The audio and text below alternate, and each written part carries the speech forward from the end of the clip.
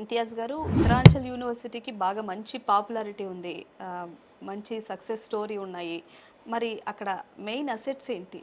Madam Uttaranchal యూనివర్సిటీకి ఒక్కటని కాదు madam, చాలా సెట్స్ ఉన్నాయి. ఫస్ట్ థింగ్ వచ్చేసి మా ర్యాంకింగ్స్, న్యాక్ గ్రేడింగ్స్ కానీ, యూజీసీ అప్రూవల్స్ కానీ, ఎన్బిఏ అక్రిడేషన్స్ కానీ, ఎన్ఐఆర్ఎఫ్ ర్యాంకింగ్ కానీ, ఇది ఒకటి. Okay. And more than anything else మీరు బై ఫిజికల్గా ఆలోచిస్తే ఒకటి మా క్యాంపస్ మేడం.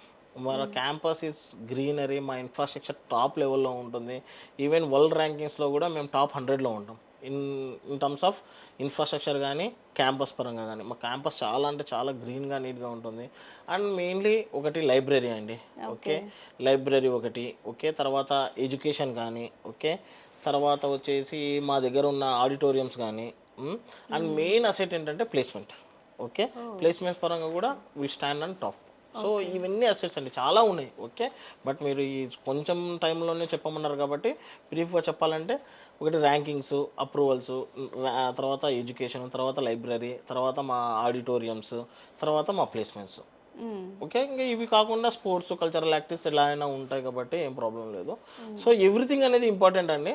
ఏది ఒకటి పర్టికులర్గా అంటూ నేనేం చెప్పలేను. బట్ ఎవ్రీథింగ్ అనేది స్టూడెంట్కి చాలా సాటిస్ఫైయింగ్గా హై లెవెల్లో ఉంటుందండి. ఓకే.